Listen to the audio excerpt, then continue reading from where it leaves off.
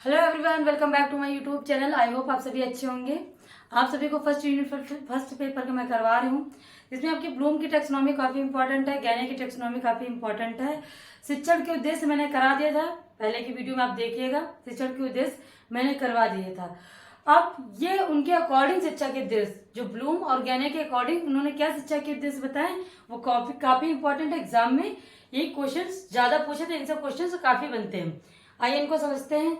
शिक्षण के उद्देश्य आपका यूनिट फर्स्ट है, शिक्षण की अभिक्षमता। निर्देशात्मक उद्देश्यों को, इसका क्या है, निर्देशात्मक उद्देश्य। क्या है, निर्देशात्मक उद्देश्यों को वर्गीकृत करने के लिए मुख्य दो तरीके हैं। कौन सा, ब्लूम द्वारा किया गया वर्णन और गैने और ब्रिग्स द्वारा किया गया वर्णन।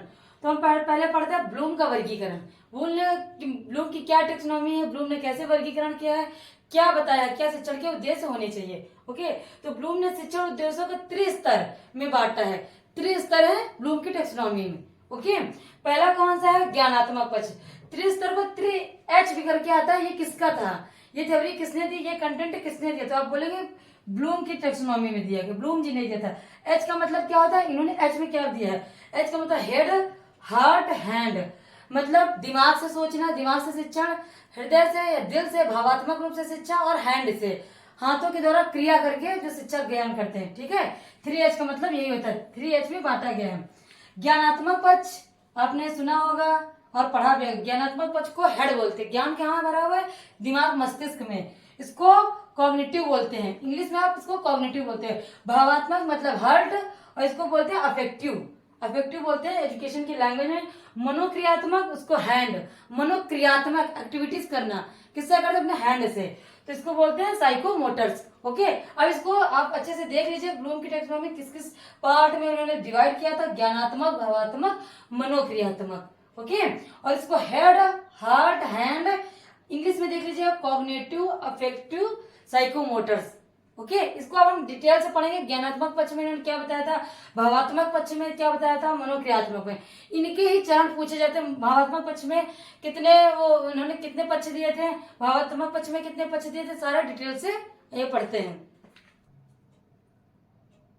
ज्ञानात्मक पक्ष है आपका, ज्ञानात्मक पक्ष ब्लूम की टेक्सोनॉमी है। आप जितना पढ़ाते रहो, आप नोट्स बनाते रहिएगा, क्योंकि आपका एग्जाम टाइम में आपको रिवीजन करने में मदद मिलेगी। अगर क्वेश्चन करते हैं, आपको क्वेश्चन में कुछ टॉपिक समझ में नहीं आ रहा, तो आप अपना रिवीजन, अपना नोट्स आप देख सकते हैं। ठीक है, आपका ज्ञानात्मक पक्ष, इसकी थ्योरी ब्लूम ने कब दी थी, तो 1956 में। जो ज्ञानात्मक पक्ष था, इसकी थ्योरी 1956 में दी थी।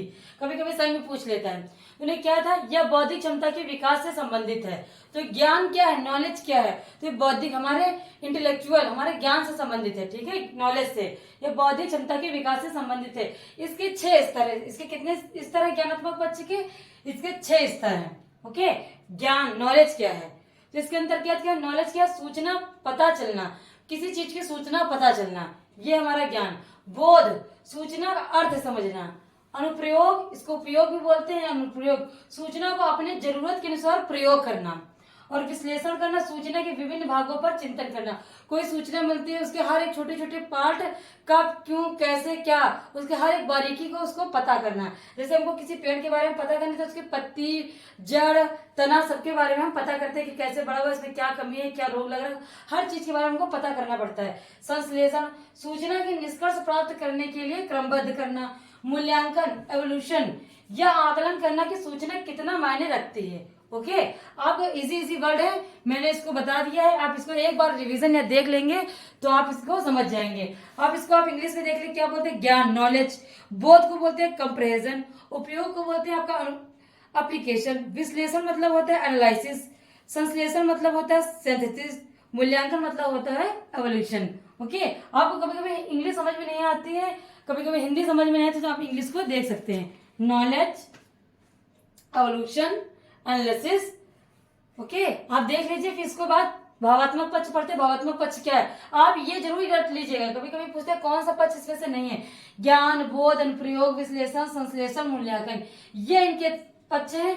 यही इंपॉर्टेंट है। ब्लूम की टेक्सोनॉमी सिर्फ यही पार्ट है आपके इंपॉर्टेंट है। ये किस में आते हैं, तो आपको ज्ञानात्मक पक्ष में आते हैं। ज्ञान फिर से आप एक बार देख लीजिए, इसी वीडियो में आप रट लीजिए। ज्ञान, बोध, अनुप्रयोग, विश्लेषण, संश्लेषण, मूल्यांकन। ओके, आपका देखते हैं आपका सेकंड है भावात्मक ज्ञान क्षेत्र। भावात्मक पक्ष भी बोल सकते हैं, भावात्मक ज्ञान क्षेत्र भी इसको बोल सकते हैं, गलत नहीं होगा आपका। मैं वर्ड अलग अलग से लिख के दे देती हूँ आपको। अगर एग्जाम में ऐसा पूछा जाए तो आप कंफ्यूज ना हो कि ज्ञान क्षेत्र आ गया तो शायद ये चेंज हो गया। ज्ञानात्मक पक्ष, ज्ञानात्मक क्षेत्र एक ही है। ये दूसरा है उनका ज्ञानात्मक पक्ष। इस ज्ञान क्षेत्र के अंतर्गत मुख्य रूप से मनोदृष्टि या मनोभाव, प्रेरणा, शिक्षण प्रक्रिया में छात्रों की सहभागिता जो हम सीखते हैं, ये क्या है भावात्मक पक्ष। मैंने बताया ना, हार्ट।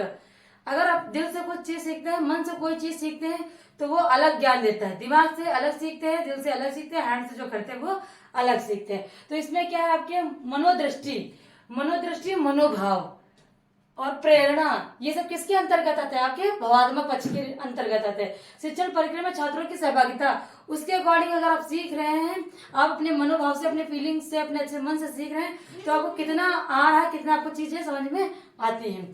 तो ब्लूम, मेसियोवा तथा कॉथवेल द्वारा 1964 में ये जो भावात्मक पक्ष की जो थ्योरी है, इन तीनों ने मिलकर दी है। जो इससे पहले मैंने ज्ञानात्मक पक्ष बताया था, उसको सिर्फ ब्लूम ने ही दिया था, ओनली ब्लूम ने। इसमें आपके मेसिवा, कॉथवेल द्वारा 1964 में, सन जरूर याद रखिएगा, वो दिया था 1954, ये 1964 में। ओके, में दिया गया था। इसके चरण निम्न है, इसके चरण देख लीजिएगा। अभिग्रहण चरण सबके इंपॉर्टेंट है, चाहे ज्ञानात्मक पक्ष हो, चाहे भावात्मक पक्ष हो, चाहे आपका कोई भी पक्ष हो। अभिग्रहण उद्दीपक को प्राप्त करना। अभिग्रहण मतलब उद्दीपक को प्राप्त करना। आप पावलोव जी का सिद्धांत आपने अगर थ्योरी देखी होगी तो आपको समझ में आएगा। उद्दीपक, कुत्ता कैसे उसके आगे बेल बजती थी और वो उसके लार टपकाने लगता, उसके सामने एक उद्दीपक आया था, ठीक है। और अनुक्रिया करती थी, उसकी लार टपकने लगती थी। उद्दीपक उसकी बेल थी, घंटी जैसे ही बजती थी, अनुक्रिया करने लगता था, वो लार टपकाने लगता था कि उसको भोजन मिलेगा। और मूल्य निर्माण, यह सीखी गई अनुक्रिया कितना महत्व रखती है। वो अब घंटी बजे न बजे उसकी लार अपने आप ही टपकने लगती थी। ओके। समावेशन, अनुक्रिया को व्यवहार में सम्मिलित करना। अब ये अनुक्रिया उसके अंतर्गत आ गई थी कि भोजन आने से पहले बेल लगी नहीं कि उसकी लार ऑटोमेटिक उसकी टपकने लगती थी। संगठन, इसको अपने व्यवहार में अनुकूलित करना, समावेशित अपने अंदर कर लेना उस चीज को। चरित्रीकरण या विशेषीकरण, विशेष मौके पर विशेष अनुक्रिया करना। इसमें तो मुझे नहीं लगता कोई पॉइंट ज्यादा एक्सप्लेन करना है। अगर कोई भी एग्जाम्पल है तो मैंने पावलोव को बता दिया था। भावात्मक पक्ष में फीलिंग के तौर पर अपना एटीट्यूड, कुछ भी आप भावात्मक पक्ष में अपना कोई भी थ्योरी लेके आप समझ सकते हैं। इनके थ्योरी याद रखिए। अभिग्रहण, किसी चीज को याद करना, अनुक्रिया, उसके प्रति रिस्पॉन्स करना, मूल्य निर्माण, उससे कुछ जो सीखा हुआ उसको अपने अंतर्गत समाहित कर लेना। समावेशन, व्यवहार में, अपने डेली व्यवहार में अपने उसको सम्मिलित करना था। संगठन, इसको अपने व्यवहार में अनुकूलित करना। चरित्रीकरण में विशेषीकरण, विशेष मौके में विशेष अनुक्रिया करना। ये आपका हो गया भावात्मक पक्ष। इससे आगे आपका इसमें से कोई भी टॉपिक या कोई भी वर्ड आपका नहीं छूटेगा, ठीक है। अगर पूछेगा एग्जामिनर तो कैसे क्वेश्चंस बनते हैं, इनके कितने चरण हैं, कौन कौन से चरण में क्या क्या थ्योरी इन्होंने दी है, अभिग्रहण दे देगा, अनुक्रिया देगा, मूल्य निर्माण दे देगा, एक अलग से इसमें कोई और ऐड कर देगा। ओके, आपका ये हो गया आपका भावात्मक पक्ष। आपका थर्ड है पक्ष मनोक्रियात्मक पक्ष। ओके, इसका नोट आप देख लीजिए। यह पक्ष ब्लूम ने ना देकर उनके एक शिष्य सिम्पसन ने दिया था। दो पक्ष तो आपके ब्लूम साहब ने दिया है, लेकिन ये पक्ष जो है आपके कहा ब्लूम की टैक्सोनॉमी जाता है, बट उसमें अगर पूछ लेता है तो उसमें सिम्पसन अगर आपका ऑप्शन में आता है तो सिम्पसन भी राइट ऑप्शन हो जाएगा। यह पक्ष ब्लूम ने ना देकर उनके शिष्य सिम्पसन ने दिया है। कब दिया था इन्होंने, तो 1969 और 72 के बीच इन्होंने दिया है। 1969 और 72 के बीच में दिया है इन्होंने थ्योरी। ये किस पे बल देती है, तो करके सीखने पर बल देती है, व्यवहारिक ज्ञान पे बल देती है, ठीक है। मनोक्रियात्मक का मतलब ही होता है करके सीखना। करके सीखने पर कितना ज्ञान होता है, हम करके जितना सीखते हैं हमको नॉलेज हमारा स्थायी रहता है, वो हमारे व्यवहारिक ज्ञान में होता है। और व्यवहारिक ज्ञान का मतलब होता है कि हमारे व्यवहार में आने से हम उसका यूज कर सके उस नॉलेज को। इस पे है, इसके निम्न चरण है, चरण जरूर इंपॉर्टेंट है, मोस्ट इंपॉर्टेंट होते हैं चरण। ओके, तो उद्दीपक, जिस चीज से हम सीखते हैं, अनुक्रिया, उसके प्रति हम जो रिस्पॉन्स देते हैं, अनुक्रिया करते हैं, क्रियान्वयन करना उस चीज को, उसके बाद हम करते हैं, उसके बाद उस पर नियंत्रण करना। अगर कोई चीज करे तो उस पर नियंत्रण भी तो हर चीज की होनी चाहिए, उसका नियंत्रण करना, सामंजस्य बिठाना। अगर कोई भी माहौल, अगर कोई भी चीज कर रहे हैं तो उस पर सामंजस्य बिठा पाए। और उसके बाद स्वाभाविकरण करना, उसको अपने स्वभाव में लेके आना।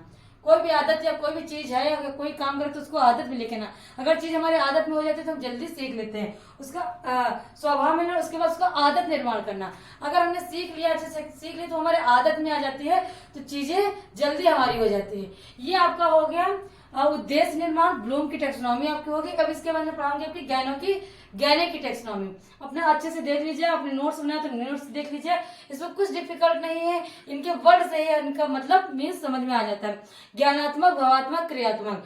ज्ञान, भावात्मक और क्रियात्मक एक्टिविटीज करके सीखना, ये आपके पक्ष है। ऐसे अपने आप में आप समझ लेंगे अगर आपने मेरे वर्ड को सुना है। वीडियो आप इसकी मत करा करिए, क्योंकि मैं आप कुछ भी इसमें एक्स्ट्रा नहीं बताती हूँ, सिर्फ इसके बारे में ही बताती हूँ। और अदर कोई नॉलेज अदर कोई चीजें मैं कमेंट नहीं करके बताती हूँ, आपको सिर्फ इसके बारे में बताती हूँ जो चीज आपको समझ में आ जाए। ओके, अगर आपको ये थ्योरी अच्छी लगी तो प्लीज कमेंट कर चैनल को सब्सक्राइब जरूर करिएगा। और आप वीडियो देख लेते हो बट आप लाइक नहीं करते, आपका लाइक और कमेंट मुझे और मोटिवेट करता है, मैं वीडियो अच्छे से उसको एक्सप्लेन करूँ, अच्छे से इसको बनाऊं। Thank you so much.